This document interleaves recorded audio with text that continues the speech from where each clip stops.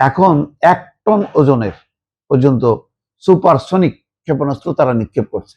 Iran বলছে তাদের হাতে আরো আধুনিক ক্ষেপণাস্ত্র আছে, যেটা তারা পর্যায়ক্রমে ব্যবহার করবে। আরেকটা নতুন খবর দর্শক, ইরানের মোজাইক ডিফেন্সে নাকাল যুক্তরাষ্ট্র ইসরায়েল। চিন্তা করেন যে এক ইরান, মার্কিন যুক্তরাষ্ট্র এবং ইসরায়েলের মতন দুই শক্তিধর দেশের বিরুদ্ধে লড়ছে প্রত্যক্ষভাবে, আর পরোক্ষভাবে কিন্তু এই মধ্যপ্রাচ্যের ইরানের প্রতিবেশী সকল দেশ সহযোগিতা করছে আমেরিকা এবং ইসরায়েলকে। তারপরেও আজকে 14 দিন যুদ্ধের 14 দিনের মাথায়ও ইরান কিন্তু সমানে লড়ে যাচ্ছে।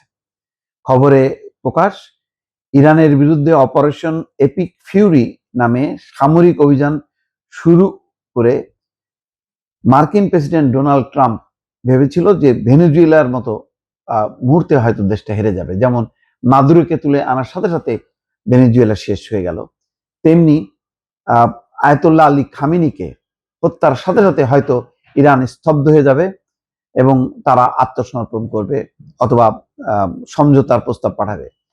কিন্তু দেখা যাচ্ছে পুরো উল্টা। এখন 14 দিন টেনে নিতে হচ্ছে এবং ধারণা করা হচ্ছে যে প্রতিদিন 100 কোটি মার্কিন ডলার খরচ হচ্ছে এই যুদ্ধ পেছনে। খবরে বলা হচ্ছে যে ইরানের জনগণ রাজপথে নেমে সরকার উৎখাত করবে, কিন্তু তার আশার আপাতত গুড়ে বালি, কারণ যুদ্ধ শুরুর প্রায় 2 সপ্তাহ পরেও বীর বিক্রমে লড়ে যাচ্ছে ইরান। মার্কিন ইসরায়েলি আগ্রাসনের জেরে গোটা মধ্যপ্রাচ্যই এখন রণক্ষেত্র। বিশেষজ্ঞদের মতে ইরানের বিরুদ্ধে যুদ্ধ চালিয়ে যাওয়ার সক্ষমতার পেছনে রয়েছে তাদের সামরিক বাহিনীর মোজাইক ডিফেন্স নীতি। বহু বছর আগে ইরানি কৌশলবিদ মোহাম্মদ আলী জাফরি এই মতবাদ তৈরি করেন।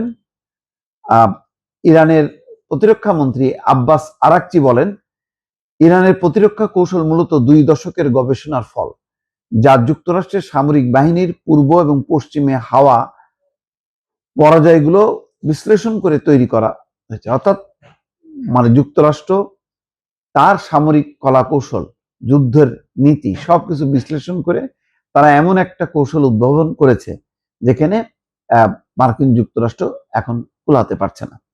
তিনি বলেন, আমরা যেসব অভিজ্ঞতা থেকে শিক্ষা নিয়েছি, আমাদের রাজনীতিতে বোমা হামলা হলেও যুদ্ধ পরিচালনার সক্ষমতায় তার কোনো প্রভাব পড়বে না। বিকেন্দ্রীভূত মোজাইক ডিফেন্সের কারণে আমাদের সিদ্ধান্ত নিতে কোনো সমস্যা হয় না। যাকের বিস্তারিত বর্ণনা দেওয়া আছে। মোট কথা, কেউ কল্পনাও করতে পারেনি যে ইরান, আমেরিকা এবং ইসরায়েলের এই যুদ্ধের তাদের সামরিক শক্তির মুখে টিকে থাকতে পারবে, কিন্তু এখন পর্যন্ত বিদর্ভে আছে।